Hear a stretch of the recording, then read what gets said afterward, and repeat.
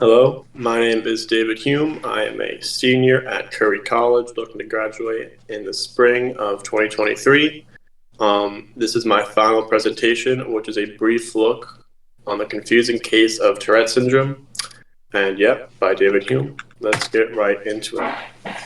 How are children with Tourette syndrome impacted in the classroom? Is our question of the day. Tourette syndrome is a condition that is not as understood by neuroscientists compared to other neurodevelopmental disorders, such as ADHD, such as ASD, which is autism spectrum disorder, and even OCD, obsessive compulsive disorder. Tourette syndrome is a neurodevelopmental disorder characterized by motor and phonic tics persisting for a minimum of 1 year. These tics can appear in a variety of different ways, sometimes vocal, sometimes physical. We will get into some examples a little bit later. Comparatively, Tourette syndrome is a commonly misunderstood neurodevelopmental disorder by the general population. I think we've all seen, whether it be Family Guy or South Park, poking fun at Tourette's, and not that anyone should be offended by those jokes, because I think both of those shows joke about pretty much everything, but it can have an effect on children or just people in general, where they see it from Family Guy or South Park or something, and they believe that's all it is, that's how it works. In reality, it's a lot deeper than that. Carrying Tourette syndrome can or has an effect on multiple aspects of learning. And again, we will go into that later. Tourette syndrome can appear quite differently case by case. This is why it's so misunderstood, because there's not as much consistency with Tourette's as there are with other conditions. And why this topic? Well, this topic hits home for me. I am someone who has been diagnosed with Tourette syndrome, I believe the age of 6 or so, maybe 7. And my younger brother, 4 years younger than I am, he also has Tourette syndrome. So we're a family who is very familiar with the condition, and I'm here to talk about it and try and educate and learn myself. So Article 1, it's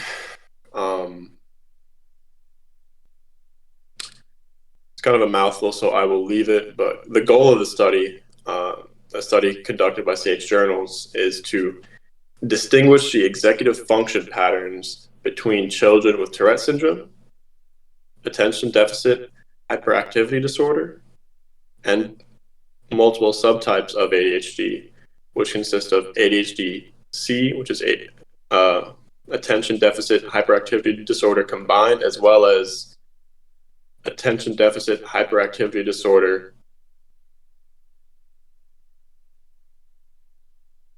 inattentive. My apologies for not remembering what the I stood for, but inattentive. And autism spectrum disorder, ASD. And then the study is going to compare the results to typically developed children without any of these conditions. So once we distinguish the symptoms between the present conditions, we can develop treatments that are intentional for each condition. And really just a big goal for me is, and why I chose this article, is disassociating Tourette syndrome from ADHD and ASD. It's more linked to ADHD and OCD than anything. But yeah, I'm sure there are similarities and overlapping symptoms between ADHD and Tourette syndrome, but they are completely different. I mean, I think Tourette syndrome is a completely different animal. Not necessarily severity-wise, but like when it comes to how complicated Tourette's are, I think it's a lot harder to deal with that than ADHD. Methods to achieve the goals of the study. The categories of executive functioning used to distinguish the symptoms between each condition include inhibit, shift, which is like bouncing around from like one thing to another, not focusing and paying attention. EC, which is emotional control. Working memory. Initiate, so initiating anything really, planning and organizing, organization of materials, and monitoring. Okay. And then the study combines these three, or they combined all these subcategories to three broad classifications of executive functioning, which are behavioral regulations, metacognition, and global executive composite. And some tests that were used to identify the symptoms of each child include the Breach Scale, Standard Deviations, and Mancova.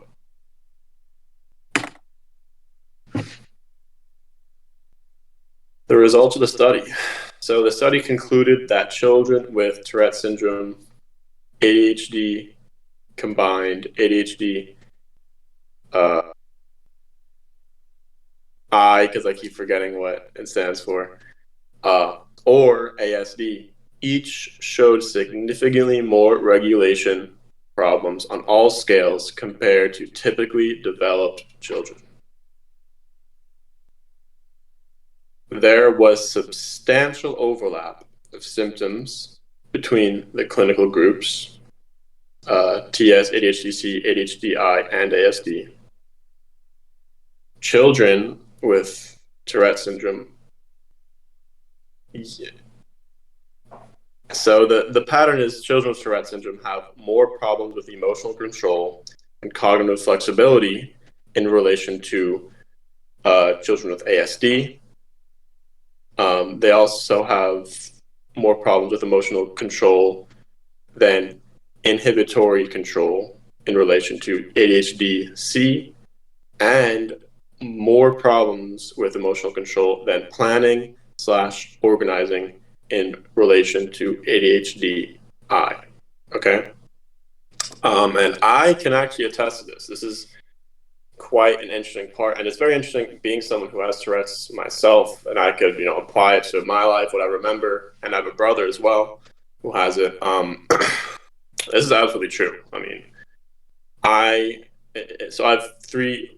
So there's three of us, me, and then I have two younger brothers who are 4 years younger than me. They're twins, and then me and my brother Jonathan, we have Tourette's. And if we compare ourselves to my brother Jacob, me, me and Jonathan have a lot more difficulty, we'll put it that way, controlling our emotions than Jacob. We lash out more, especially when we were younger. We would always just get angry. Just we were not in tune with the control of our emotions the way that Jacob was. And it's interesting because Jacob does have ADHD, and I'm not sure whether it's C or I, what it is, or if he just has regular ADHD, but Jacob is really bad at planning and organizing things. It's god awful. So it's very interesting how this can actually, speak some truth. These results right here. But Tourette syndrome was successfully disassociated from the other clinical groups. So I'm happy about that. Let's move on to the next article. Article 2, increasing the effectiveness of education for students with Tourette syndrome. Yeah, this is going to be an interesting one because, again, I've gone through this myself. I could speak for myself. So we're going to see the recommendations that this study has. Goals of the study: define what Tourette syndrome is along with its symptoms. Identify what about Tourette syndrome causes difficulty within a classroom environment. And then once identified, find solutions to accommodate for the neurological disorder. And then some examples of tics. I mean, there's, again, lots of them. Um, Oral, physical. For me, I've had situations where, I mean, it goes through phases. I've never had one tic that I've had my whole life. Like, currently, I'm dealing with one where I like nod my head like a rhythm, and I notice myself doing it. I'm like, what am I doing? I've had something where I like roll my eyes kind of, and I've been accused by former teachers of rolling my eyes at them. Had to explain, listen, that's not how it is. Um, I was not as much as of a vocal tick kind of guy, but my brother Jonathan was, and I was in his classrooms, but he definitely had to struggle with it for a little bit. But we're both doing well now. We both have our ticks under control, and I really want to compare my methods and strategies to the strategies recommended in this article right here. And I think the main goal for all these articles, at least I hope, would be to spread awareness to a confusing neurological disorder. Okay, methods to achieve the goals of the study. Researchers took a close look at real students from ages 7 to 17 in 4 different states in Australia. They would ask kids and the parents what struggles occurred in the classroom as well as the playground. They would come up with different self-management methods for the children. They would see how the instructors would handle the situation, and they would see what accommodations were helpful and which ones were not. And on the bottom here, a bunch of different ones, a bunch of different examples of tics. I could just go down the list of things that I've had. Actually, you just saw me doing a sniffle right there. So sniffling, throat clearing sometimes, clicking. Man, I tell you something about Tourette's is once I start talking about Tourette's or someone else mentions it, they start activating a lot more frequently. It's a pretty funny thing. But yeah, clicking. But the motor symptoms, I've had a lot more history with eye rolling, the facial grimacing, finger tapping, foot dragging, not really hair tossing. Hand clenching, yes. Never really hit anybody. Inhaling, maybe. Nose twitching, yes. Picking self, yes. And teeth grinding, yes. So, there goes another one. That's a tick right there. So, yeah, I mean, there's so many different things to look for that it's hard to even discover that you have Tourette's. I mean, I went a pretty long time with Tourette's before my mom like figured it out. And I can remember one day she was like, "David, are you doing those on purpose or on accident?" And I claim to have been doing them on purpose because that's how it feels. It doesn't feel like someone's controlling me. The actual feeling that you get is an urge. You have an urge to do something. Like right now, I have an urge to roll my eyes, and I get satisfaction after I roll my eyes, right? So it's not necessarily I'm being controlled, I'm being possessed, but there is a satisfaction factor towards it, which is kind of the thing that makes tics happen. So there's the results of the study. The results were a bit unceremonious. There was information gained from the study, but there is still much to be desired. There is no cure to the neurological disorder, nor can you outgrow it. At least that's what the study claims. They came up with a variety of different strategies for suppressing the tics, and children with Tourette syndrome, and this is what I believe, based on the study, children with Tourette syndrome need reassurance that they are normal more than anything. Because there were kids in the study saying terrible, terrible things about themselves. There's this one kid who said that if there's another like a second him, and he would look into like the real him, like into his eyes, he would say, "There's something really wrong with you, and you're not normal." But he said that he would say that to himself, which is this is a 9-year-old child. Absolutely terrifying to even think about. Um, Heart wrenching. I was, I mean, I guess fortunate because I was never really self conscious about my Tourette's. I was extremely open about them when I was a kid. My friends didn't really care. My teachers were super accommodating. I remember when I was a kid, so my mama put me on this medicine, and it wasn't even really medicine prescribed. She just did so much research. Props to my mother. She did an unbelievable job. What she did was studied she studied me literally. Like she would see how active my Tourette's would be when I would be eating, let's say, dairy, how active they would be when I'd be eating this, how active they would be when I'd be playing a video game too much, whatever it is, right?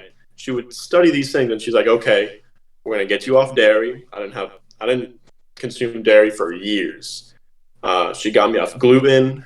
She got me off a couple other things, but the dairy and gluten were the main like big hitters. It's like, okay, I can't eat dairy or gluten.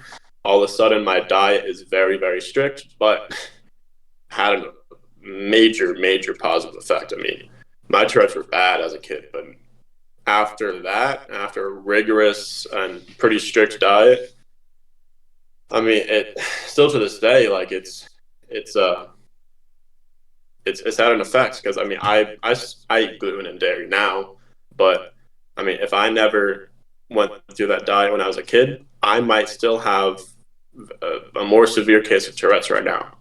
Um, so yeah, but one thing another thing I'll say about the results for this study is the suppressing tactics. To be honest, this is where I have an issue. When I was a kid, I went to it was like a therapist type of guy. I'm not sure what he was exactly. I was pretty young, but he was supposed to be there to help me with my Tourette's. And this guy essentially started giving me like tactics, and he was like, "Okay, just hold your breath and like meditate or something." And I'm like a fourth grader. I don't know what meditating is, and he was trying to tell me to like suppress it and all this stuff, and I didn't understand it. I don't understand. I got really frustrated. I got mad, and if anything, the frustration and anger is what pushed more ticks out of me. So it was extremely counterproductive, in my opinion. They were coming up with strategies in this study saying, um, telling kids to just think in their head, like just focus, like say in their mind, just focus, and stuff like that. And to me, that's just going to stress you out. And one thing I've learned about myself is when I'm stressed, that's when my Tourette's come out the most, when I'm stressed.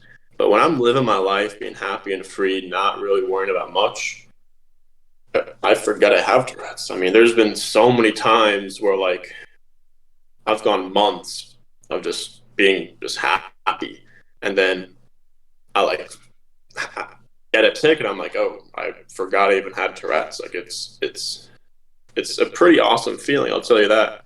And I don't think suppressing it, bottling it up, is going to help because one thing that one of the children mentioned in the study that they were interviewing, he mentioned that, or I think it was a girl, she mentioned that when she bottled it up, it just built up over time, and then it would just explode pretty much, and then it would just be an outburst of ticks on ticks on ticks, and it just was very counterproductive. So I'm not a fan of the suppressing tactics. I think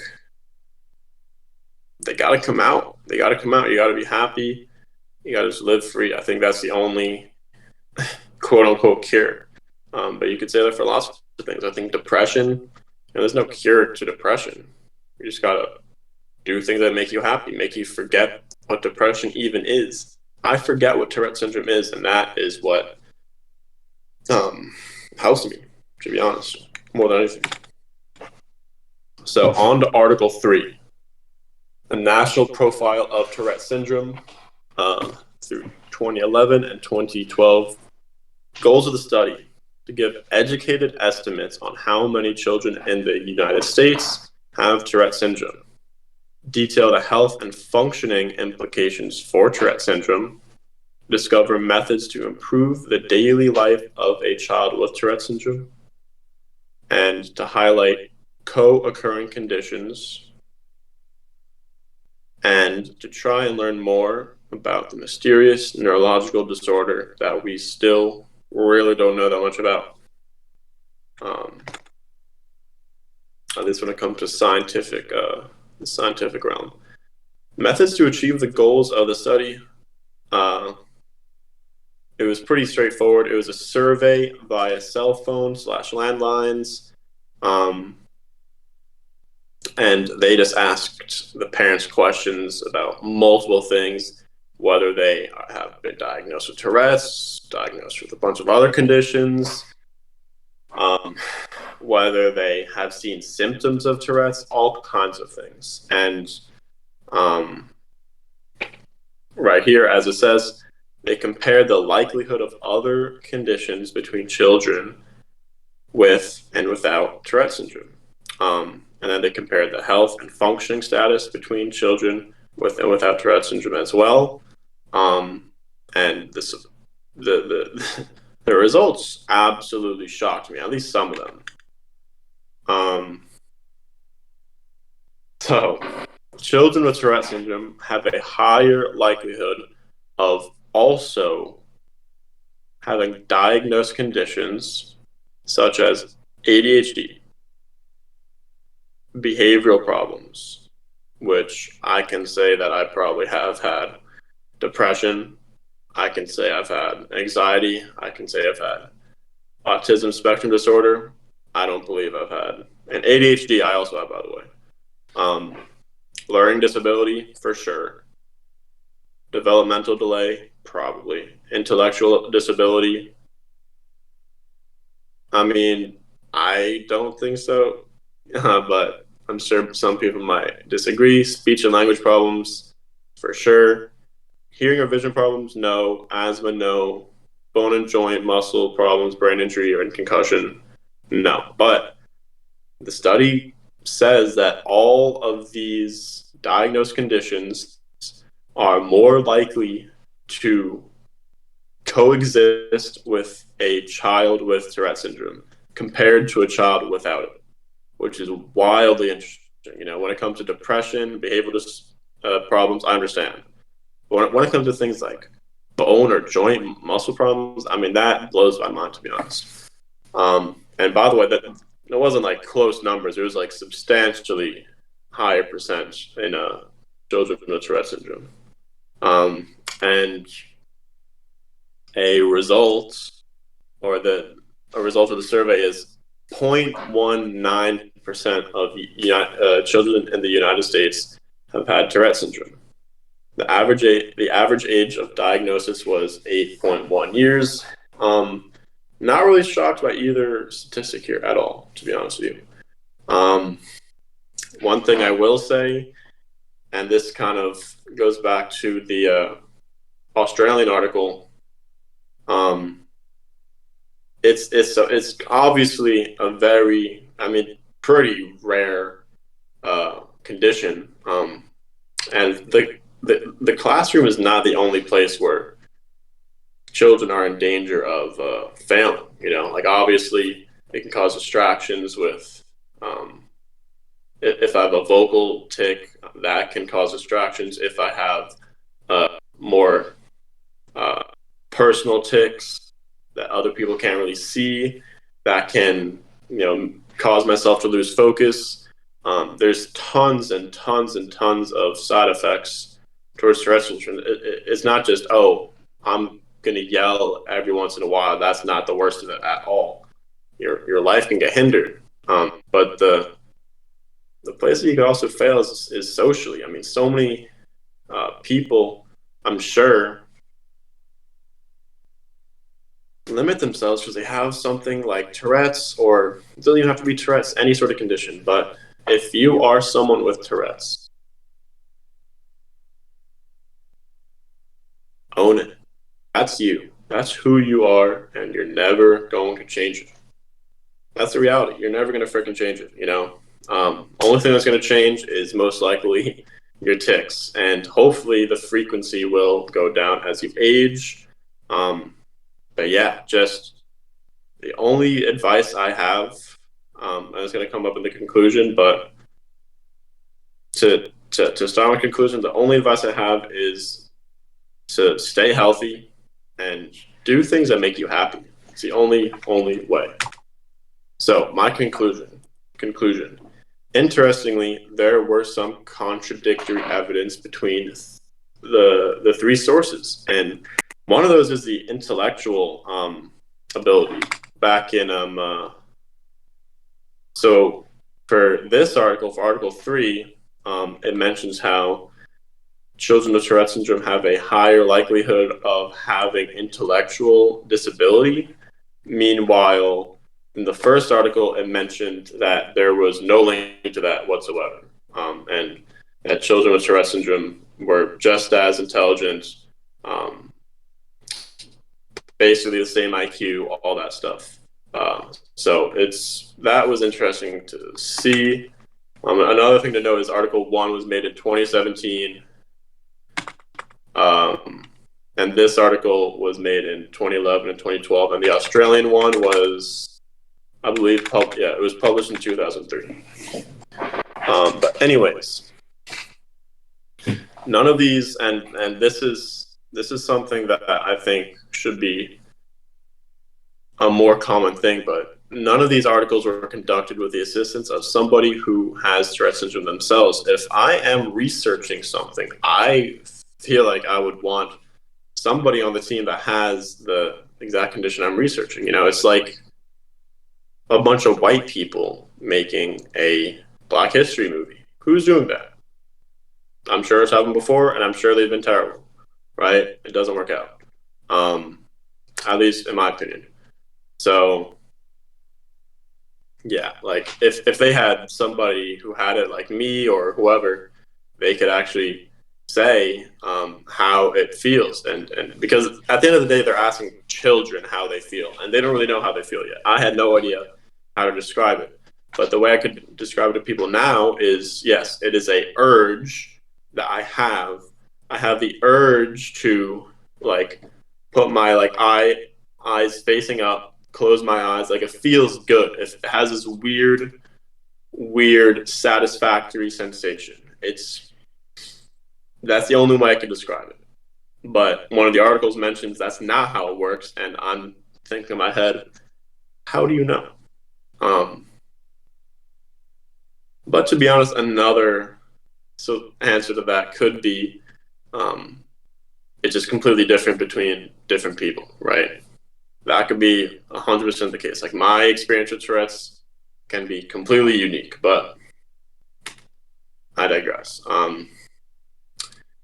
Children with Tourette syndrome are impacted in the classroom heavily in a variety of different ways, and impacted socially. Just went over that. You know,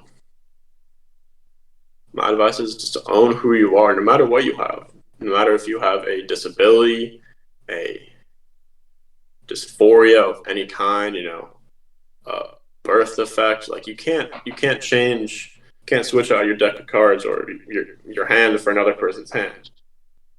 It's not going to work that way. But you could always win. You could always win, no matter what you're dealt. Always. And yeah, I've been over my experience a little bit.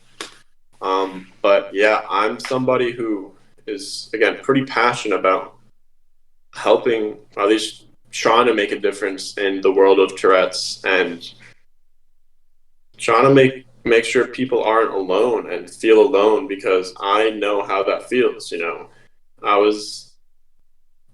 for a long time, I never met anybody else with Tourette's, right? Ever. And then through my lifetime, I've met people who I look at them, I'm like, they definitely have Tourette's. And then I go talk to them, and I've been in situations where they're like, I don't know what that is. No, I don't. And those are pretty weird situations because I'm like, I don't know. I'm not gonna really say you do just because I don't want to like, I don't know. I just didn't want to make a problem. And then I've also been in situations where I was correct and the person did have Tourette's, and we talked about our differences, our experiences. Um, yeah, super cool, super cool. But yeah, I mean, I can't express this last part enough. This is promise where I'm going to end. But please, again, own yourself, be yourself, no matter what you have. If you have Tourette's, doesn't matter. Depression, who cares, right? No matter what you have, own it. Do what you want. Be free. If grandma's telling you to do this, but your brain's telling you to do that, listen to your gut. Listen to it, because the second we start ignoring and suppressing our gut feeling, that's when we're lost. Um, these are my references. And yeah, it's been a great semester. Thank you so much for having me. I've had lots of fun, and yeah. See you next semester, Dr. Kara.